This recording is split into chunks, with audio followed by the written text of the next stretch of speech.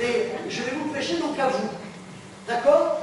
L'orgueil, vous savez, c'est ce truc-là qui est au fond de nous, et dont il est dit encore que même lorsqu'on est mort, il travaille encore. Au moins pendant un bon quart d'heure, il essaie de nous agiter, il est là.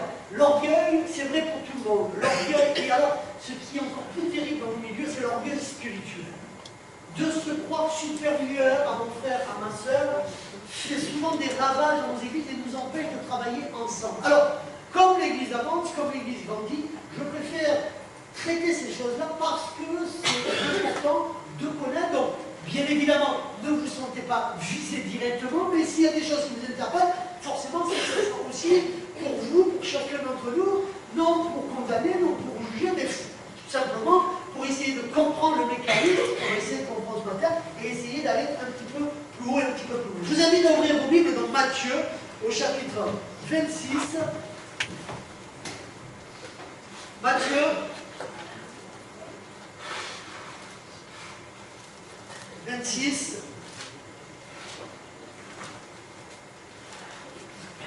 verset 6 et les suivants. Il vous est dit ceci. Comme Jésus était à Béthanie, dans la maison de Simon le lépreux, une femme s'approcha de lui tenant un vase d'albâtre qui renfermait un parfum de grand prix. Et pendant qu'il était à table, elle répandit le parfum sur sa tête. Les disciples, voyant cela, s'indignèrent et dirent « À quoi bon cette perte? On aurait pu vendre ce parfum très cher et en donner le prix aux pauvres. » Jésus, s'en étant aperçu, leur dit « Pourquoi faites-vous de la peine à cette femme?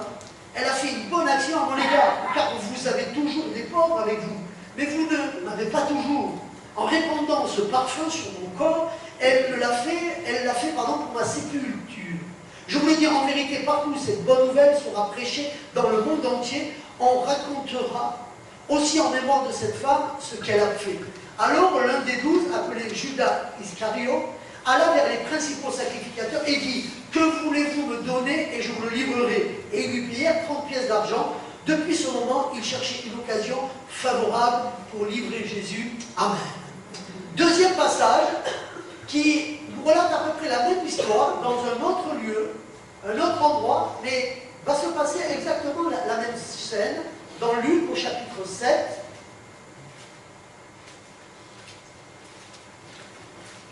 Verset 36. Il nous est dit ceci. 7, 36. Un pharisien pria Jésus de manger avec lui. Jésus entra dans la maison du pharisien et se mit à table.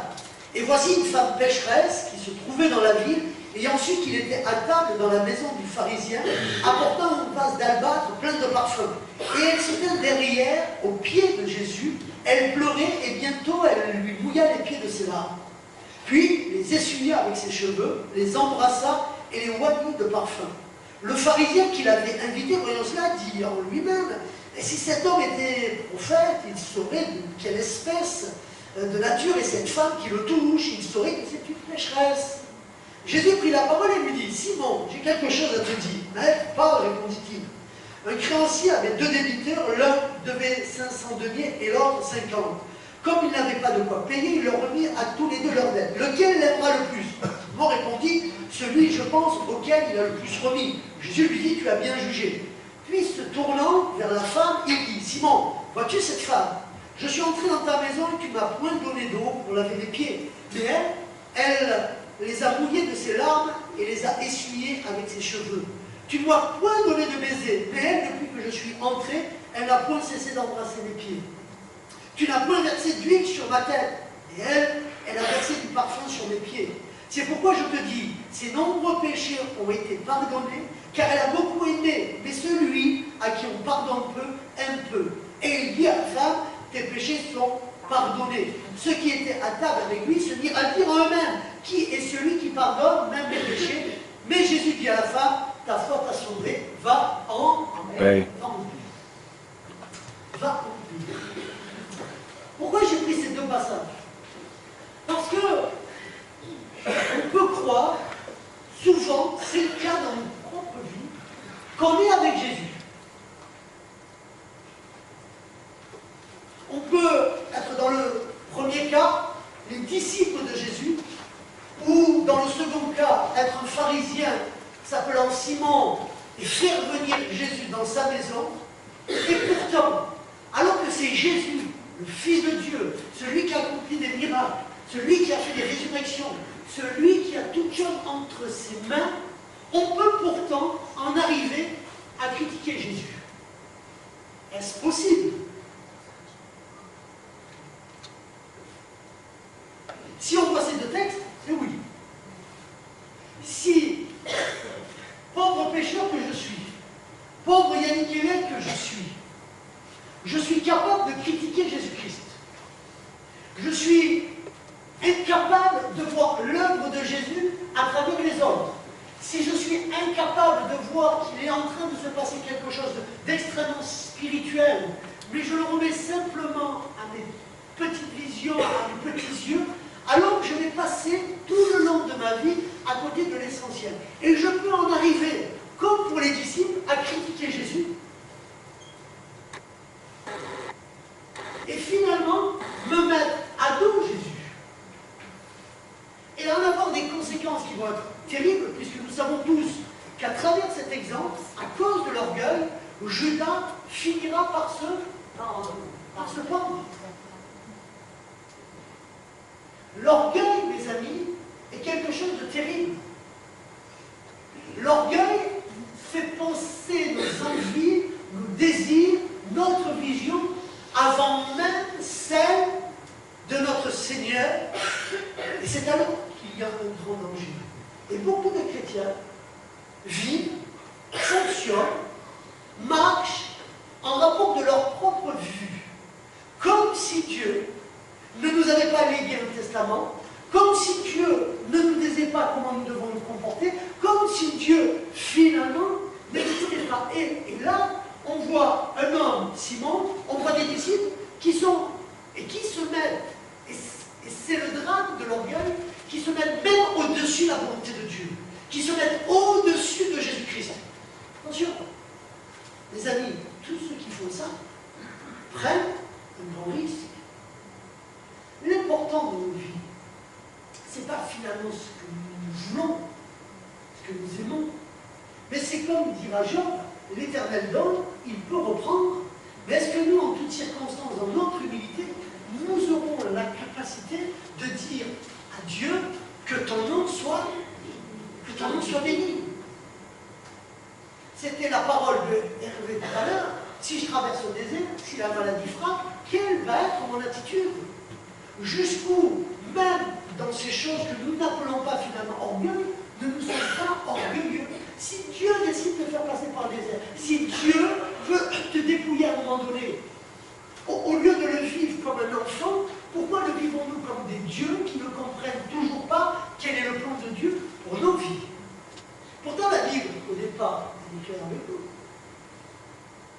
Elle n'a jamais menti à personne, la parole de Dieu.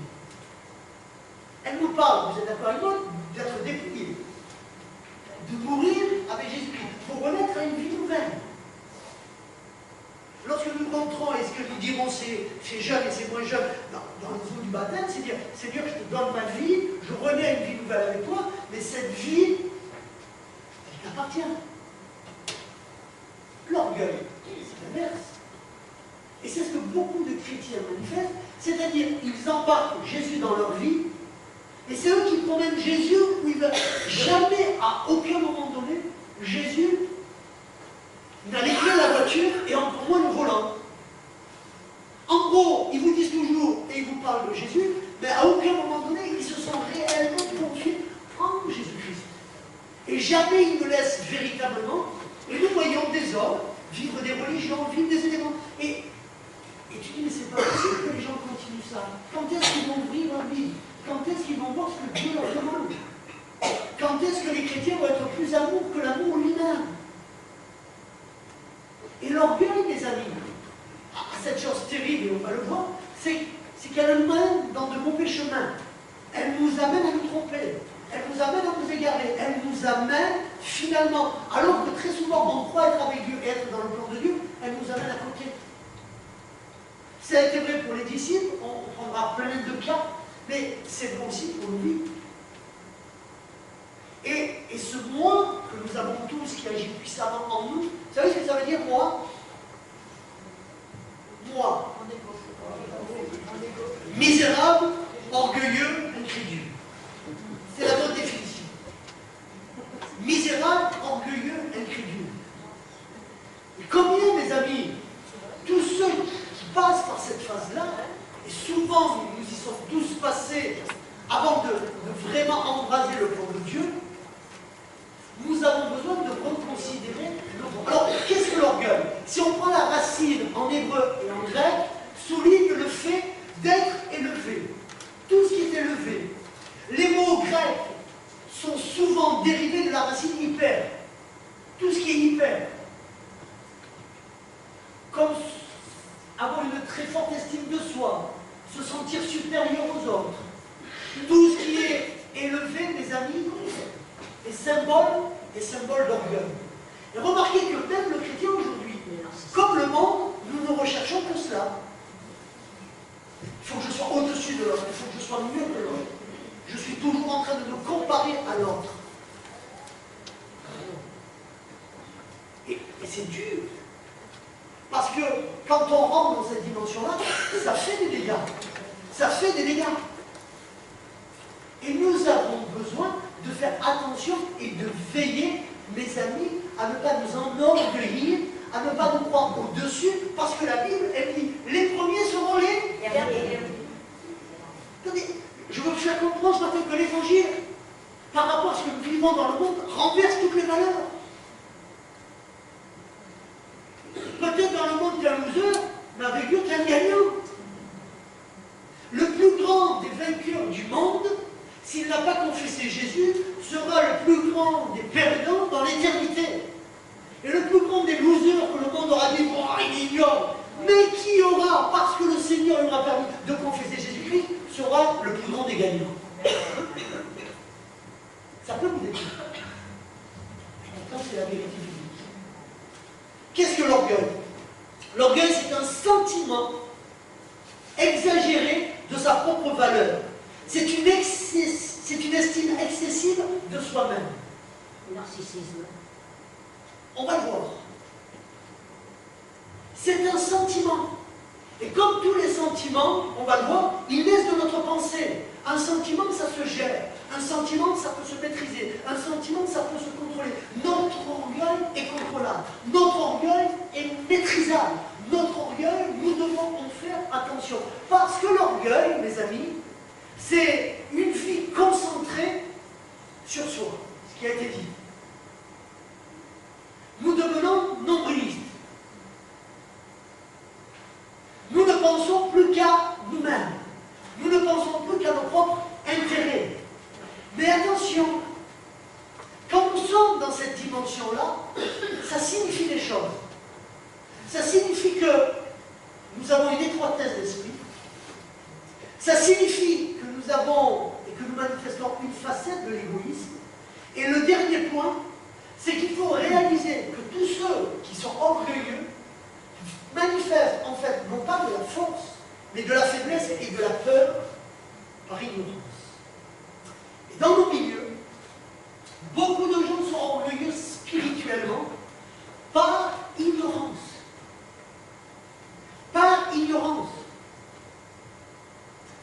Je pose souvent la question, je me dis, mais comment, mes amis, si on est, comme nous dit la Bible, on le verra, si on est serviteurs les uns des autres, comment alors je peux me croire au-dessus de l'autre? Je te sers, tu me sers, nous nous servons, à partir de là, je ne suis pas au-dessus de mon frère ou de ma soeur, je ne suis pas en dessous de mon frère et de ma soeur. Dès qu'il y a l'orgueil, alors il y a des échelles de valeurs qui se mettent, qui s'établissent, on se compare, on se juge, il prie mieux, elle prie mieux, je suis plus beau, je suis moins beau, j'ai une meilleure situation, j'ai une situation qui est pire. Ouh là là, j'ai jamais la tête qui pense à tout ça.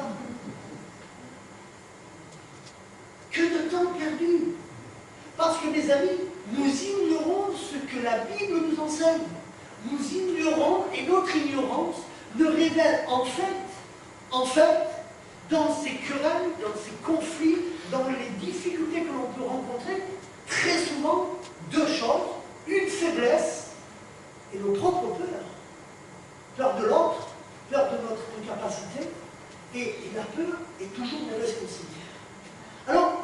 il faut que nous apprenions à gérer ce sentiment d'orgueil. Alors, d'après vous, d'où vient l'orgueil? Puisque c'est un sentiment. Il vient d'où l'orgueil? Vous êtes levé le matin, mais je suis orgueilleux, hein? J'ai décidé ce matin d'être orgueilleux. Dieu me vous voira, tu m'appelleras pasteur, je deviendrai inaccessible, tu prendras un rendez-vous, et si j'ai pas envie de te parler, je ne te parlerai pas. Ça vous va comme ça?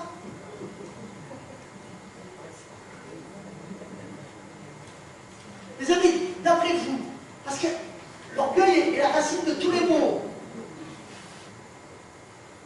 D'après vous, d'où provient l'orgueil?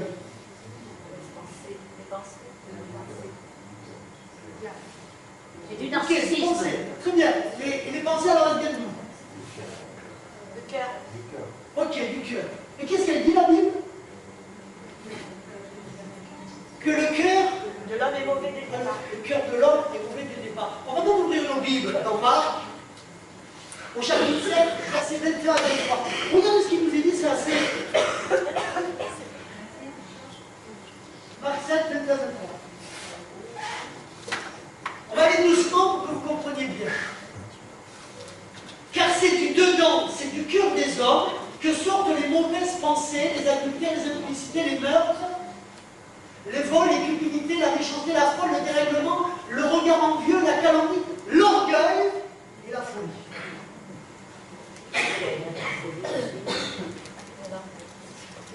C'est du dedans de nous que viennent ces choses-là. On va relire aussi dans Luc, chapitre 1, verset 51, la deuxième partie, mais on va le lire en entier. Et vous allez voir qu'il nous est dit à peu près la même chose. Il a déployé la force de son bras, il a dispersé ceux qui avaient dans le cœur des pensées orgueilleuses. Des pensées orgueilleuses. Mes amis, de la pensée, on ne va pas revenir à toute l'étude que je vous ai faite sur la pensée c'est quoi? C'est ce discours intérieur que nous nous portons les uns aux autres. Vous avez les chrétiens, ils ont accepté Jésus-Christ, mais ils continuent toujours le même discours intérieur. Puis il y en a d'autres qui ont la force et l'intelligence d'avoir une intimité avec Dieu, donc ils sont renouvelés, ressourcés dans la pensée de Dieu. Du coup, je ne pense plus par moi-même, mais je pense et je commence à voir comment Dieu voit. J'évite bien des erreurs et des difficultés dans ma vie à partir du moment donné où je prends ce temps de considérer les choses comme Dieu les voit. Sinon, je deviens comme les disciples, comme Simon-Pierre, je passe à côté de l'essentiel. Et je peux même en arriver à juger Jésus-Christ. Et là, c'est terrible. Parce que notre cœur, depuis le départ, il est mauvais. Mon cœur est mauvais. Le vôtre est pourri.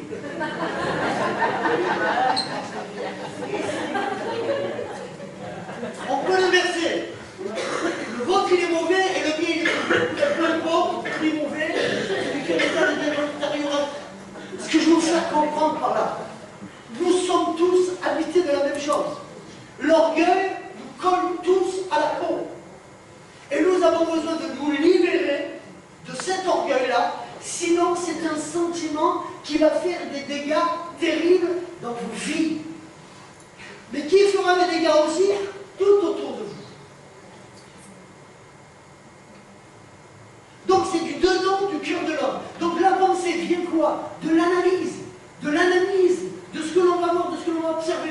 On va y rentrer encore plus profondément. Mais lorsque, mes amis, je me mets à analyser avec mes 5 sens, lorsque je commence à prendre les informations, mais toutes les informations que je prends, elles ont aussi un vécu.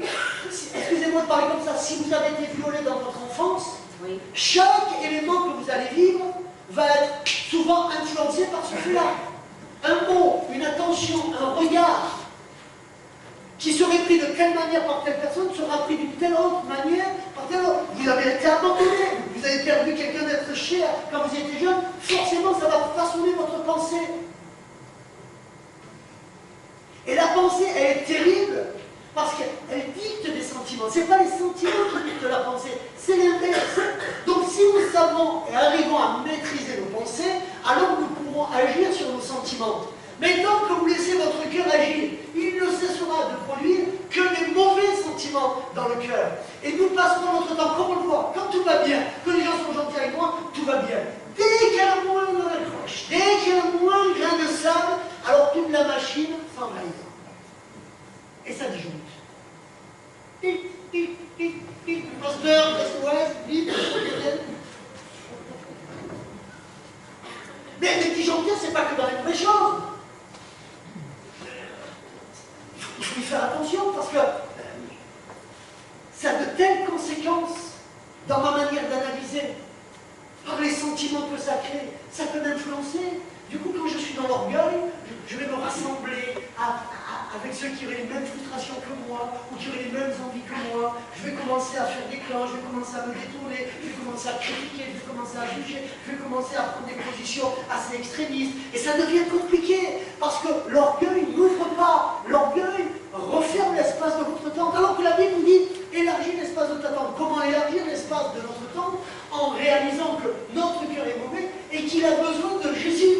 Nous avons besoin que Jésus grandisse en nous. Nous avons besoin de cette dimension pour que notre spiritualité, elle soit juste, elle soit centrée sur Dieu et qu'elle nous amène là où les promesses de Dieu sont. Attention aux écueils, attention aux erreurs. J'ai vu tellement de chrétiens faire d'erreurs, et après je veux vous parler de Dieu. Je ne veux plus entendre parler de Dieu. Mais c'est pas Dieu qui a fait d'erreur, c'est toi. Ça prouve qu'une seule chose, qu'il y a encore l'orgueil, et qu'il y a encore l'orgueil qui est vivace. Quand je me réunis pour me centrer, pour comploter, pour parler dans le dos des gens, etc., c'est que tu es orgueilleux, c'est qu'il y a un malaise, c'est qu'il y a la jalousie, c'est que tu attends quelque chose, tu voudrais être estimé, tu voudrais être au-dessus, et puis on ne te donne pas ce que tu espères, donc ça crée la frustration. Mais la frustration, mes amis, c'est aussi un sentiment qui vient de l'orgueil, qui vient de moi, de mon ressenti. Expliquez-moi, qui que nous soyons là, comment être frustré quand tous les jours, qui que vous soyez, je vais le prendre différemment. Comment être frustré par un pasteur, par une église, par des chrétiens, alors que le fait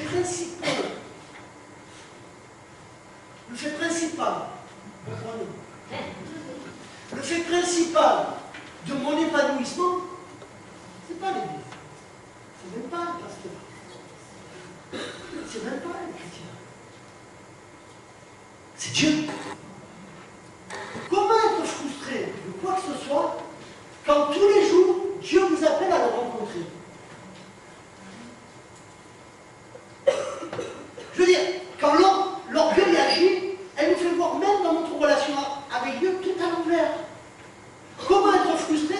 Je comprendrais votre frustration si Dieu vous disait « Je ne peux plus te recevoir.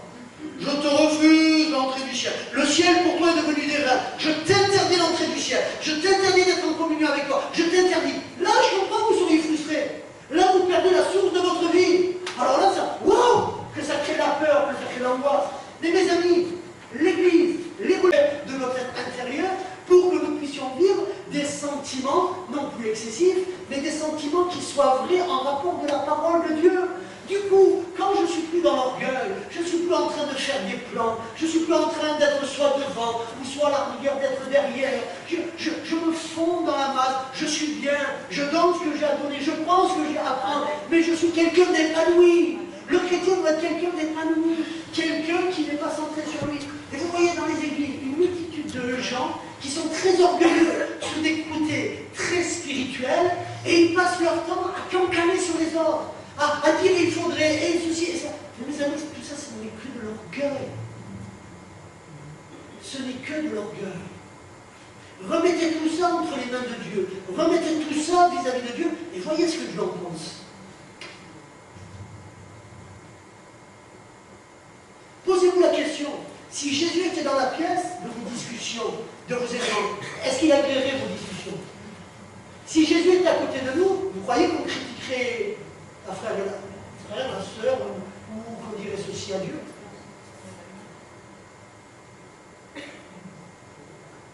Vous pourriez le faire, hein? Si vous aimez les effets de boomerang, ça vous regarde. Si vous voulez expliquer à Dieu et à Jésus comment il doit faire, faites-le. Moi, ça ne révélera qu'un fait. C'est l'orgueil. C'est l'orgueil. C'est vous qui passez avant les choses de Dieu. Alors d'où vient, mes amis, l'orgueil de nos mauvais cœurs, qui n'ont pas été régénérés réellement et entièrement par Dieu. Et un cœur non régénéré, qu'est-ce que ça fait? Premier point, ça rétrécit ceux qui l'entourent pour se croire du supérieur. D'où la racine de ce que je vous ai dit en grec, hyper. Je me crois au-dessus. Je veux toute la place, je veux toute la lumière, et j'en donne peu aux autres. Quand on est dans cette dimension, regardez par rapport à la vision de l'Église, vous ne pouvez rien transmettre. Ben, on ne peut rien transmettre puisqu'on veut tout. La personne centrale, c'est moi. Celui qui doit être le centre d'intérêt, c'est moi. Vous remarquez que j'entends toujours moi et moi. Et là, on peut passer la matinée comme ça. C'est moi, c'est moi, c'est moi, c'est moi. On m'a blessé, on m'a fait souffrir. Moi, je voudrais, moi, j'aimerais. Moi. Ouh! Le moi est destructeur. Le monde est un monde orgueilleux et il amène à la destruction. Alors que le chrétien, mes amis, devrait comprendre qu'il doit permettre aux autres d'élargir l'espace de leur tente. Premier point, je ne vais pas rentrer trop loin. Considère très peu les autres parce qu'il a un manque de connaissances. L'orgueilleux, il ne considère pas les autres. Et ça encore, c'est un fait d'une grande ignorance de notre part. L'orgueilleux, il est narcissique, comme il a été dit, il est nombriliste, il ne pense qu'à lui, il a son optique, il est incapable de la comparer, même si ce n'est pas Dieu. Mais je vous ai dit, j'aime Dieu. Parce que même quand on est comme ça, il va faire des choses dans vos vies, il va placer des situations dans la vie, vous n'êtes pas obligé.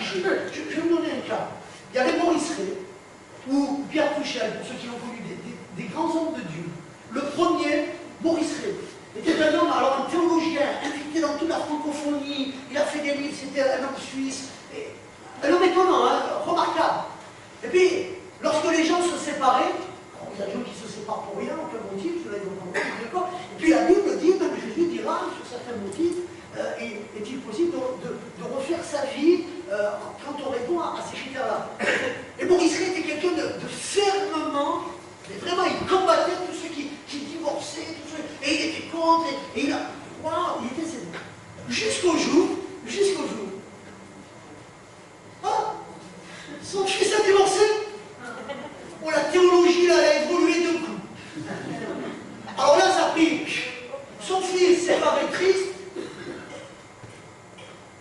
a rencontré quelqu'un, et puis son fils, elle lui dit, mais écoute, je vais me remarier. Oh, bon, alors là, il n'y a plus rien qui faisait, il a marié son fils, il a fait que ce qui était normal. Hein. Il n'a fait que ce qui est normal. Je veux dire, attention à nos positions qui sont obtuses, à nos positions toujours, j'ai raison, c'est comme ça ne peut pas être autrement. Mon Dieu, dans la prédestination de Dieu, au bout de 14 ans, reposez-vous, laissez faire Dieu, laissez-la, ne rentrez pas dans des choses, ne vous obligez pas à des choses, vous allez vous perdre. Mon Dieu, ça va être compliqué. Deuxième cas, Pierre Pouchel, un grand homme de Dieu. Pareil, quand un homme de Dieu venait et était malade, c'était pas normal, un homme de Dieu ne doit pas être malade.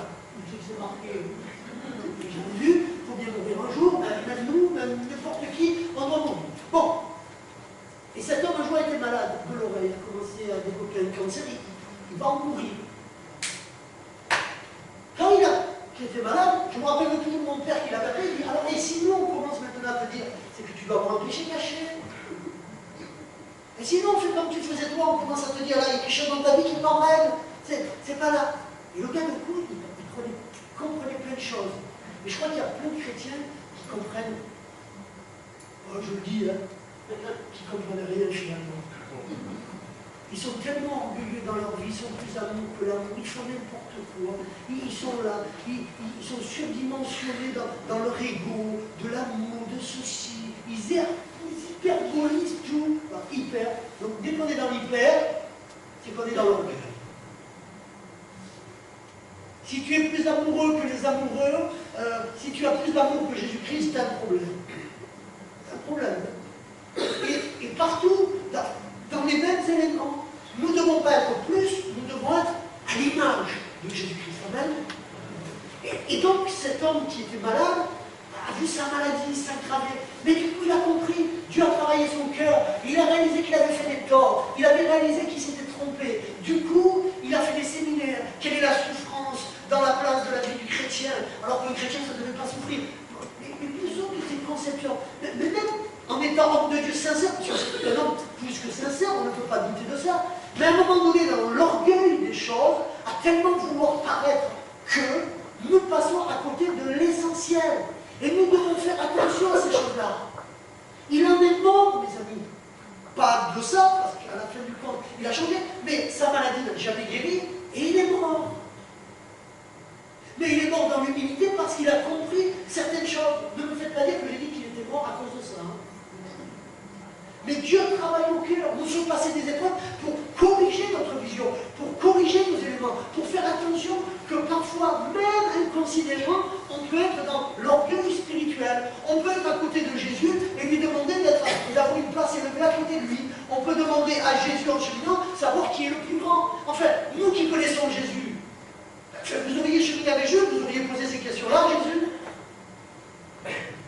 Pour lui poser, c'est qu'il ne faut pas avoir compris. Non? Tu te vois cheminer avec Jésus, tu te dis, oh Jésus. C'est mon Dieu qui est derrière. Moi, je ne veux pas. Moi je gère, hein. Moi Jésus, je suis fier. Oh, oh, oh, oh. Moi si tu descends, je te prends. Mais là, c'est mon Dieu là. On se traîne des boulets. Combien de fois j'ai entendu ça dans les églises? Oh là là, oh là là, les boulets. Mais rien que tu fais ça, t'es orgueilleux. Mais l'autre, peut-être que tu l'écris. Je me rappelle, avant qu'il y a des gens, il va te mettre un clou dans l'église. Merci pour le coup qu'il a mis. Et puis un autre va inviter d'autres personnes et va parler de Jésus. Merci pour ce qu'il a fait. Quand vous comprendrez qu'on a besoin de tout le monde, et que l'église, c'est des maillons qui s'emboîtent. En gros, on a besoin de cheveux, on a besoin de nez, on a besoin de oreilles, on a besoin de tout. Pour qu'un corps il fonctionne, on a besoin de tout. Et nous devons faire attention, mes amis, à bien comprendre, à prendre en considération les autres. Pas culpabiliser les autres, pas se prendre au-dessus des autres, mais bien faire attention. Troisième point, je ne ferai que cette partie-là aujourd'hui. Nous avons de l'insensibilité à cause de notre cœur à reconnaître et à discerner les capacités des autres. Nous diminuons toujours les autres. Combien c'est difficile, excusez-moi de parler encore comme ça arrache la gueule des gens, de dire à quelqu'un, ah, t'as bien chanté, waouh, t'as bien joué, waouh, t'as bien prêché. Vous savez, c'est bien, mais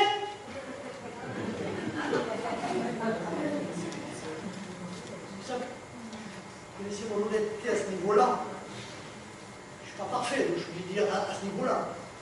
Combien de fois les gens m'ont dit, mais, et en moins de si tu savais, c'est que tu peux en penser de ton nez. Et souvent, tu as affaire à des gens qui ne font rien, qui n'agissent rien, mais qui se permettent. Et regardez notre monde aujourd'hui.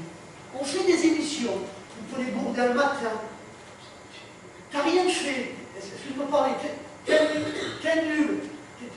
T'es là. Des gens travaillent, mais tu peux donner ton avis. C'est possible, quand même.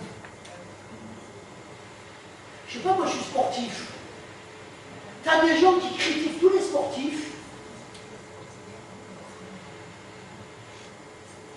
Attends, excusez-moi, je suis un virulent. Et tu as un bidon comme ça, tu manges, tu bouffes tes chips, tu bois ta bière, tu les critiques. Attends, lève-toi, va courir, bouge-toi. Après, tu peux émettre un jugement. Là, on est dans l'orgueil pur. On empêche, mes amis, le développement des autres. On empêche par notre jugement les autres. Au lieu d'encourager, de suite on dit, bah, mais tu... Hein. Tout ça, c'est l'orgueil, on empêche. Il a fallu qu'à un moment donné, je comprenne ça dans ma vie. Vous savez, on est tous humains, on est tous pareils. On veut quand même que les gens nous disent, c'est bien. Oui, mais rappelez-vous une chose, le cœur de l'homme, il est mauvais. Vous avez des gens qui ne diront jamais c'est bien parce qu'ils veulent vous jalouser, parce qu'ils veulent votre place. Et vous vous attendez qu'eux vous disent c'est bien. Et il suffit que ces gens vous disent c'est mal.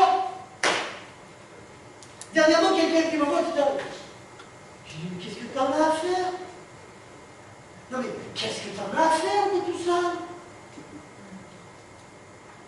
Tu te laisses imiter par des gens qui ont le cœur mauvais, qui sont des méchants, qui sont orgueilleux, et tu vas donner de l'importance à leurs paroles. Quelqu'un dont tu sais qu'il t'aime bien, qui fait tout pour développer tes talents, tes dons, celui-là te reprend, celui-là te dit là ça a été moins bien qu'avant. Celui-là tu l'écoutes, forcément c'est bien pour toi, mais celui qui t'aime pas, celui qui te veut même du mal, celui qui te jalouse, celui qui est hypocrite, mais pourquoi donner de l'écho à ces gens-là? Ils sont là et ils sont insensibles pour développer vos talents et vos capacités. Nous avons besoin de réaliser toutes ces choses-là. Est-ce que vous faites partie de ces gens-là? Ou est-ce que vous êtes des gens qui poussent les jeunes? Est-ce que vous êtes des gens qui poussent leurs enfants? Moi, je suis parfois sidéré de voir les parents qui sont jaloux de leurs gamins. Voilà. C'est possible. Il faut bien qu'à un moment donné, ils nous tuent ces petits. Dans le bon sens. Il faut leur laisser la place, il faut qu'ils grandissent. Et là, tu te dis, c'est pas possible. Mais tout ça, c'est quoi qui vous tient? C'est l'orgueil. Mais regardez, quand on empêche les autres de se développer, quand on empêche les autres de rentrer, quand on ne transmet pas tous les bienfaits et toute la richesse qu'ils peuvent nous donner pour nous permettre, nous, d'aller plus haut et d'évoluer, elle n'arrive jamais. Seul, je peux arriver là. Mais à deux, je peux grimper une montagne beaucoup plus haute. Parce que seul, je peux me décourager, je peux me fatiguer. Et c'est pour ça que la voix, avoir une voix, pas besoin de 36 000, mais avoir une voix avec qui vous pouvez parler, vous pouvez échanger, qui vous éclaire. Et c'est bon d'avoir des gens qui n'ont pas tout à fait la même vision que vous. Du coup, ça vous enrichit. Vous étalez, mais pour ça, il ne faut pas être orgueilleux, parce que l'orgueil, il ramène tout à soi. L'orgueil, il est là. On peut avoir ce qui est fou dans le milieu, c'est qu'on ne peut pas avoir de discussion saine. C'est-à-dire, de suite, comme dans tout, on peut ne pas être d'accord sur tout. Mais de suite, ne pas être d'accord, c'est dire, je m'en veux. Non, parlons, échangeons. Peut-être tu vas faire un pas, toi, vers moi, et moi, je ferai un pas vers toi, ou les uns vis-à-vis des autres. L'orgueil, mes amis, empêche la réalisation de toutes ces choses-là. Mais le fait d'être régénéré par Dieu nous amène à vivre une dimension qui va être une dimension de la main. Dernier point, le contentement de paraître exceptionnel.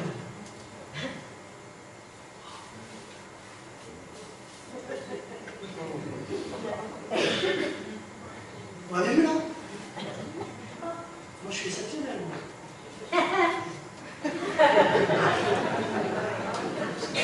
Moi je suis pas ordinaire. Moi. Je suis quelqu'un d'extraordinaire. Tu ne me le dis pas, mais moi je le sais. Et je vole. Ça y est, dis pas que j'ai dit ça, hein, Simone. Je plaisante. Les amis, vous savez, notre monde emploie un mot qui ne revient qu'à Dieu. C'est le mot créateur. D'ailleurs, on le voit bien, nous sommes aujourd'hui dans les temps de la fin, et la mode, c'est un perpétuel mouvement. Vous allez voir, dans quelques années, on va se retrouver encore avec des flaques d'éléphants. Nos jeunes aujourd'hui portent des chaussures que moi je vais porter à mon époque. Quoi? C'est un handicapé, c'est des souliers orthopédiques. Et eux, ils portent ça fièrement. Moi, je vais porter ça à mon époque, mon Dieu, j'en veux même pas dans un lycée de collège, on mettait un coup de pied. Mais là, c'est la mode. Waouh! Papa, tu veux pas porter? Hop, hop, hop, hop, hop, hop.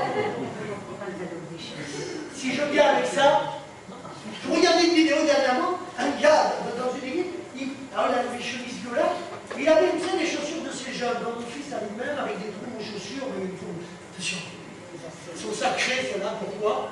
Mais bon, j'ai vu. Moi, ça ne m'aiderait pas l'idée, prêcher comme ça. Mais il n'y a pas de vrai créateur dans le monde.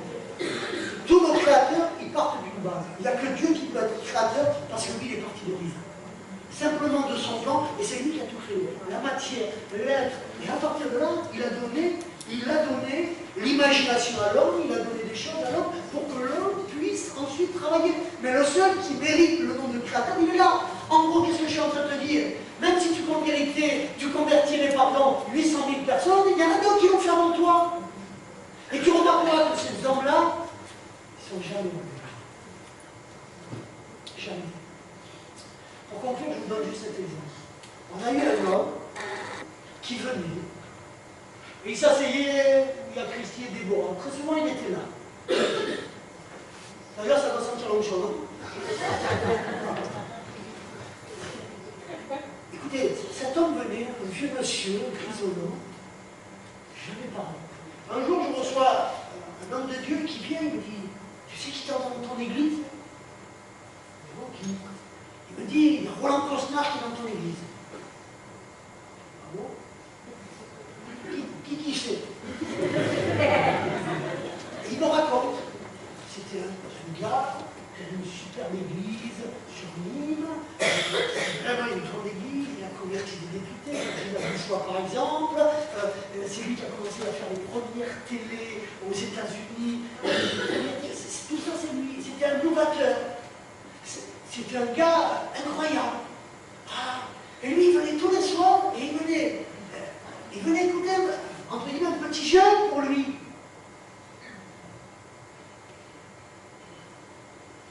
Et lorsqu'il va mourir, j'accélère, lorsqu'il va mourir, j'arrive. Alors, je pense qu'il voulait que je fasse son enterrement. Mais du coup, bon, enfin, j'étais au ski et j'ai pas entendu, donc voilà, j'avais un message, j'ai pas entendu, c'est que la veille de l'enterrement, donc ils se sont rapatriés sur une église ailleurs, et là j'apprends que c'était un homme qui au Vietnam avait fait un réveil, Dieu l'avait fait à travers lui, 800 000 personnes converties. Là, si j'étais debout, je tombe. C'est pas possible. C'est pas possible. Ce gars-là, écoutez-moi bien, il venait s'asseoir tous les dimanches. Il n'a jamais rien demandé. 800 000 personnes. Et là, moi, je me suis dit, si j'avais su, moi, je m'assois, viens nous prêcher, viens nous dire. Un homme parfait, personne n'est parfait. Mais, 800 000 personnes. Le gars, il disait rien. On part, parce que je suis assez discret, donc on part. Et puis, ma mère les connaissait mieux, elle connaissait la famille. Et en partant, c'est bien Michel. Il dit, écoutez, je tiens à vous dire ce que mon père disait. Il venait dans votre église de la Ciotat, il venait parce qu'il s'y régalait. Il régalait votre manière de prêcher, votre manière de... C'est ça? Je m'enflammais, moi. Intérieurement, je ne montrais rien, mais intérieurement, et là, je me dis, attends. Je ne dis pas ça pour ça. Qu'est-ce que je suis en train de dire? Comment un gars qui a converti 800 000, qui a fait une grande campagne d'évangélisation, à un moment donné, il peut s'asseoir, écouter et même apprécier un jeune gamin, un peu orgueilleux en racontant ce qu'il a vécu. Moi, je dis les choses, mais il y a des choses que j'aimerais voir. Voilà, 800 000 personnes qui se convertissent. Waouh, alléluia. Sûrement, il a dû voir des paralytiques qui marchaient. Je n'en ai pas encore vu, j'aimerais voir. Il y en a eu des belles guérisons, mais j'ai pas vu des aveugles ouvrir la bouche. J'ai pas encore vu tout ça. Et du coup, ça entraîne de la modestie. Et ce gars-là, lui, n'a rien demandé. Il venait écouter, et en plus, il pouvait apprécier. Quand je vois des gens qui font rien, qui passent leur temps à critiquer, vous voulez que je pense quoi? Vous voulez que je pense quoi? À cela, je vais leur dire quoi? Si un gars de cette teneur-là, qui a une relation avec Dieu pour rester dans l'humilité, toi, ça fait longtemps que tu l'as dépassé, l'humilité, que tu t'es même envolé. Mais ton avis, on n'en a rien à battre en étant poli. Ce que tu penses de moi ou ce que tu penses de l'Église, j'en ai rien à battre. Va convertir des gens, amen. Alors ça te donnera ce que ça t'a manqué de l'humilité. Et cet homme a pu rester se régaler. Qu'est-ce que je suis en train de vous dire? Quand votre orgueil a été brisé, même si vous avez fait des grandes choses, cet homme savait que ce qu'il avait fait là-bas, ça ne venait pas de lui, ça vient de Dieu. Quand vous comprenez quoi que soit votre talent, il ne vient pas de vous. Si l'Église elle marche, ça ne vient pas de moi, ça vient de Dieu. C'est parce que l'Esprit de Dieu suscite dans vos cœurs l'envie de vous retrouver, d'échanger, de partager et d'être. Voilà, c'est que l'Esprit de Dieu est en train de prendre le dessus sur nos ambitions personnelles, sur notre moi, et donc on peut commencer à avancer, on peut commencer à aller là-bas. Et du coup, il y a des sentiments qui sont beaux et qui sont nobles. Ces hommes l'ont compris. Donc, le contentement, mes amis, qui fait fort, vous êtes exceptionnels, que vous auriez une voix exceptionnelle, vous aurez ceci, rien, même la voix exceptionnelle ne t'appartient pas. C'est Dieu qui te l'a donné. Alors ne pleure pas parce que tu as une voix et que tu chantes faux.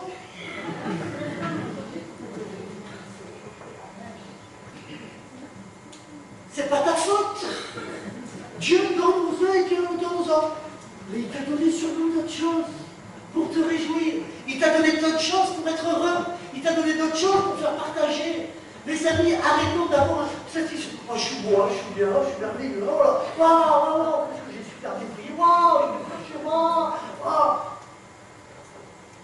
Attention. Et le dernier point, c'est que le cœur mauvais, il a qu'un seul admirateur. Vous savez qui c'est? C'est Bibi. Tu es ton Bibi. Chacun d'entre nous, on n'a qu'un seul admirateur. J'ai fait, j'ai réalisé.